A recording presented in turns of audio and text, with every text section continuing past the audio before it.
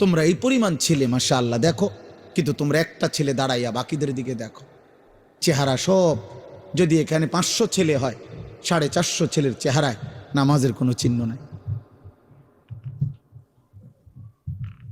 এভাবে আল্লাহ ভুলে গেল কেন? মাথা নোয়াইলে কি হবে বাবা?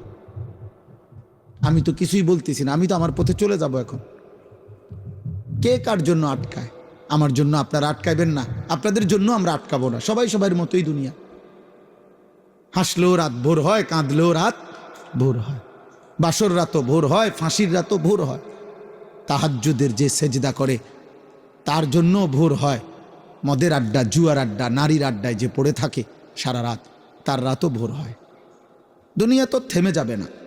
সূর্য উঠবে, চাঁদ উঠবে, রাত আসবে, দিন আসবে, আলো আসবে, অন্ধকার আসবে। 25 সাল 26 সাল হয়েছে, 26 আবার 27 হবে, জানুয়ারি ফেব্রুয়ারি হবে, শনিবার রবিবার হবে, সকাল দুপুর হবে। এভাবে একদিন আমারে কবরে নিয়ে যাবে, তোমারে কবরে নিয়ে যাবে। স্বার্থপর এই দুনিয়া না তোমার দাদারে থাকতে দিছে, না বাবারে, না তোমারে দিবে।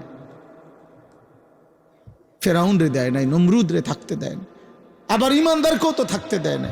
দুনিয়াতে আব্দুল কাদের জিলানিও থাকে নাই, ফেরাউনও থাকে না, কেউ তো থাকে নাই রে বাপ। এত সহজে আল্লাহ তাআলা আমাদেরকে ইসলামের পরিচয় দেওয়ার পরও আমরা যদি ভুলে যাই, এর চাইতে বড় দুঃখ, খোদার কসম, কিয়ামতের দিন এর চাইতে বড় আফসোস আর থাকবে না। এজন্য আপনারা সবাই জানেন, অনেকেই শুনছেন, নামধারী মুসলমান যে শুধু মুখে বলে, কর্মে নয়, বিষে নয়, তাকে মুনাফিক বলে। আর মুনাফিক এত নিকৃষ্ট, এই নামধারী মুখোশধারী মুসলমান এত নিকৃষ্ট যে কাফের যারা কাট্টা বেঈমান কাফের, ওরা পর্যন্ত জাহান্নামে মুনাফিকের সাথে থাকবে না। মুনাফিককে এই জন্য সকলের নিচে জাহান্নামে ফেলে দেওয়া।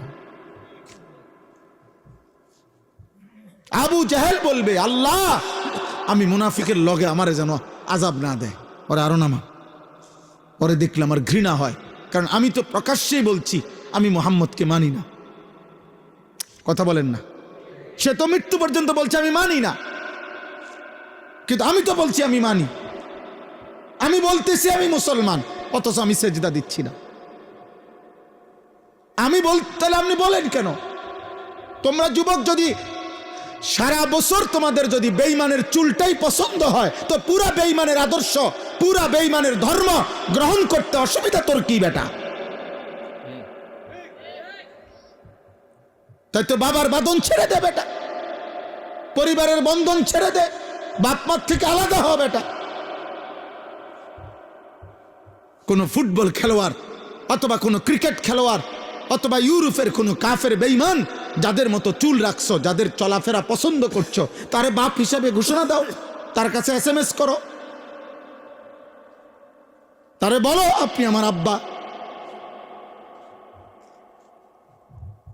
ইহুদির কাছে আশ্রয় চাও, খ্রিস্টানের কাছে আশ্রয় চাও, দেবে আশ্রয়। তুমি শুধু বলে দেখো, তোমাকে রাজকীয় মর্যাদা দিয়ে বেঈমান রাখবে। তুমি শুধু বলো যে আমি ধর্ম ত্যাগ করব, যাও তুমি দেখবা। বলো তোমাদের চেহারা তোমরা এমন কালো বানায় ফেলছো কেন? তোমাদের চেহারার মধ্যে দয়া মায়া নাই কেন আব্বা? তোমরা এমন মালিক ভুলে গেলা কেন? এমন রব ভুলে গেলা কেন? দুনিয়া নিয়ে খুশি হয়ে গেলেন? বাবারা আপনারাও, ছেলেরা তোমরাও, মারা আপনারাও, সবাই মিলে দুনিয়া নিয়ে খুশি হয়ে গেলেন। আখেরাত লাগবে না তো? আখেরাত যদি লাগে তো এমনি এমনি আখেরাত। 365 দিনে, এক বছরে কোনো দিন ফজরের নামাজ পড়লেন না, আখেরাত মিলে যাবে, জান্নাত মিলে যাবে এমনি। আস্তাগফিরুল্লাহ, ওগুলো পাঠিয়ে দাও। জি স্যার। বস, রাস্তায় জ্যাম। নতুন কিছু বলেন। বিকাশ সেভিংসে সাপ্তাহিক ডিপিএস, সপ্তাহে সপ্তাহে টাকা জমানো যায়, 6 মাস মেয়াদে, মাত্র 250 টাকা থেকে শুরু। ক্যাশ আউট চার্জ একদম ফ্রি। তাহলে এখনই শুরু করি। Thank you. জি স্যার।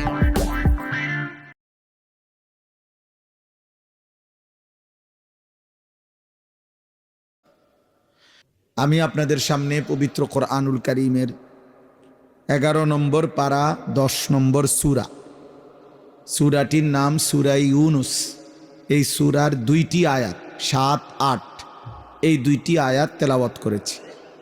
অল্প একটু সময়, ইনশাআল্লাহ এইটুকু সময়ের মধ্যে আমি এই 2টি আয়াতকে সামনে রেখে সামান্য কথা আরজ করতে চাই। আল্লাহ তাআলা আমাদেরকে তৌফিক দান করেন। নওজোয়ান ভাই, তোমাদেরকে আবারও বলছি ভাইয়া, চালাকি করে কৌশল করে মোবাইল হাতে ধরে ভিডিও রেকর্ড করো না। চালাকি করার কি দরকার? কৌশল করার কি দরকার?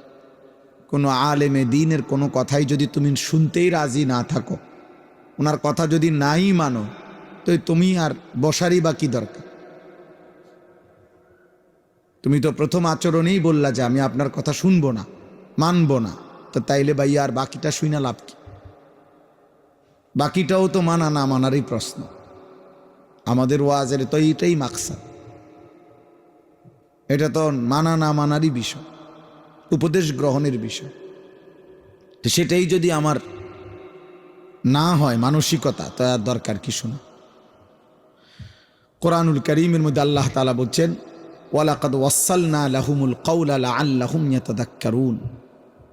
আল্লাহ তাআলা বলেন, আমি আমার কথাগুলো মানে আল্লাহর কথাগুলো বারবার বলেছি। ওয়াসসালনা মানে হলো একটা কথাকে মজবুত করছি বারংবার বলে, যেন আমার বান্দারা উপদেশ গ্রহণ করতে পারে। তাহলে কোরআনুল কারীমের সমস্ত কথার মাকসাদ নসিহত, উপদেশ। দিল যেন নড়ে, বিবেক যেন জাগে, অন্তরের মধ্যে যেন অনুভূতি আসে। মনে রাখতে হবে, বিবেক বুদ্ধি সম্পূর্ণ প্রাণীকেই মানুষ বলে। মানুষ এজন্য তাকে বলে যে সে তার বিবেক আছে। আর বিবেক মানে কি? বিবেক মানে হলো পার্থক্য শক্তি, যার মধ্যে পার্থক্য করার মতো যোগ্যতা আছে। এটা সৎ, এটা অসৎ, এটা আদেশ, এটা নিষেধ, এটা করণীয়, এটা বর্জনীয়, এটা হালাল, এটা হারাম, এটা আমাকে করতে হবে, এটা আমাকে ছাড়তে হবে। এই পার্থক্য শক্তি যার মধ্যে আছে, এটাকে বলে বিবেক, আর এরে বলে মানুষ। এই জন্য পার্থক্য শক্তি যার মধ্যে নাই, হালাল হারামের পার্থক্য নাই, জায়েজ না জায়েজের পার্থক্য নাই, উচিত অনুচিতের কোনো পার্থক্য নাই, তাকে মানুষ বলে না, তাকে জানোয়ার বলে। জানোয়ার বলে। এটা জানোয়ারের স্বভাব, মানুষের স্বভাব না। এই জন্য ওই ব্যক্তি মানুষরূপী জানোয়ার, যার মধ্যে হালাল হারামের সত্য মিথ্যার, উচিত অনুচিতের পার্থক্য শক্তি নেই। এটা দেখতে মানুষ, কিন্তু আল্লাহ তাআলা বলছেন উলাইকা কাল আনআম, এটা জানোয়ার মূলত, অথবা জানোয়ারের চাইতে নিকৃষ্ট। আপন মাকেও দেখে, বোনকেও দেখে, আবার মোবাইলের নর্তকীও দেখে, উলঙ্গ ছবিও দেখে, নাটক সিনেমার নায়িকাও দেখে। তাহলে হালাল হারামের পার্থক্য হইল কই? স্ত্রীকেও দেখে, মোবাইলের নর্তকীও দেখে, টেলিভিশনের নর্তকীকেও দেখে, রাস্তার বেহায়া নারীকেও দেখে। তাহলে পার্থক্য হইল কই? মদও খায়, মধুও খায়, সালামও দেয়, গালিও দেয়, কষ্টের মেহনতের ঘাম ঝরানো টাকা এটাও নেয়, সুদের টাকাও নেয়। তাহলে এটা হইল পার্থক্য? হইল? কথা বলেন না। তাইলে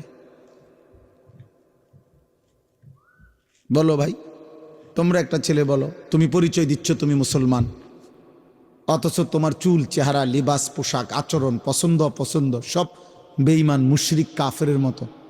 তো এটা হইল কেমনে? এটা পার্থক্য হইল কই? তাই এটা মানুষ হইল কেমনে? এই জন্য বিবেক যার কাজে লাগে না সে মানুষ না। আকলে সালিম যার নাই সে মানুষ না। এটাই সত্য কথা। আমরা বলেন, আপনারা বলেন, নাই তো একেবারে সহজ বাংলা উদাহরণ বলেন যে একটা ছাগল, একটা কুকুর, দেখতে দুটোটার সাইজ সমান, ছাগল আর কুকুর সাইজ কাছাকাছি, এবং উভয়টার সৃষ্টিকর্তা আল্লাহ, উভয়টার দেহে রক্ত গোশত দিছেন আল্লাহ। অথচ কুকুর এর গোশত হালাল না হারাম? কে হারাম করছে? ছাগলের গোশত হালাল না হারাম? কে হালাল করছে? তাহলে আল্লাহ হারাম করলে যদি কুকুরের গোশত হারাম হয়, আপনি খান না। আল্লাহ হালাল করলে যদি ছাগলের গোশত হালাল হয়, আপনি খান। তা আল্লাহ হারাম করার পরেও আপনি সুদ খান কেন? হ্যাঁ বলেন তো। তাইলে যদি আপনি সুদে খান তো তাহলে আপনার কাছে কুত্তা আর ছাগলের মধ্যে পার্থক্য কই?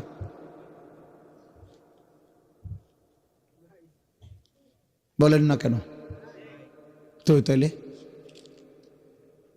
এই জন্য এটা বড় বিষয়। একটা ছেলেকে বললাম, একজন বাবাকেও বললাম, পর্দার আড়ালের মা বোনকেও বললাম, আমাকেও বললাম, পার্থক্য শক্তি থাকতে হবে।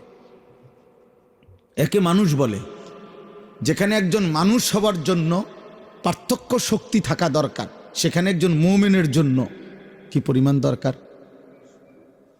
একজন মুসলমান হওয়ার জন্য কি পরিমাণ দরকার? আল্লাহ নবী সাল্লাল্লাহু আলাইহি ওয়াসাল্লাম বলছেন, আল হালালু বাইয়িন ওয়াল হারামু বাইয়িন। উম্মত, যা কিছু হালাল তা আমি স্পষ্ট বলেছি, যা কিছু হারাম আমি আল্লাহ, আমি রসুল স্পষ্ট বলেছি, বলে দিয়েছি। আলো অন্ধকার পরিষ্কার করে দিছি, রাত্র দিন স্পষ্ট করে দিছি, স্পষ্ট করে দিছি। কোরআনুল কারীমের মধ্যে আছে, আল্লাহ তাআলা বলছে, কুল তাআলাউ আতলু মা হাররামা আলাইকুম রাব্বুকুম। বন্ধুরা, তোমরা কি জানো? শুধুমাত্র এখানেই তোমরা একটি স্পষ্ট প্রতিশ্রুতি সহ একটি আসল প্ল্যাটফর্ম পাবে। খেলার আগে তোমরা প্রথমে টাকা তুলতে পারো। কোনো কৌশল নেই, কোনো ফাঁদ নেই। খেলার আগেও তোমরা সরাসরি তোমার ক্যাশে টাকা তুলতে পারো।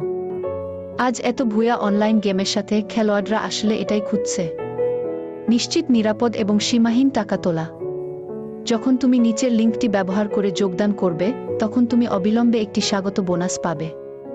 কোনো বিজ্ঞাপন নেই, কোনো জোরপূর্বক রিচার্জ নেই, সরাসরি খেলো এবং জিতো। ক্যাশের গোল্ডেন টাইম টিপস অনুসরণ করো এবং তোমার জেতার সম্ভাবনা বেড়ে যাবে। ভেবে দেখো, প্রতিদিন 1,000 ও সম্ভব এবং সহজ। শুধু লোভী হবেন না, শুধু স্থির এবং নিরাপদে খেলা ভালো। তুমি কিসের জন্য অপেক্ষা করছো? ডাউনলোড করুন, নিবন্ধন করুন এবং এখনই তোমার বোনাস পান।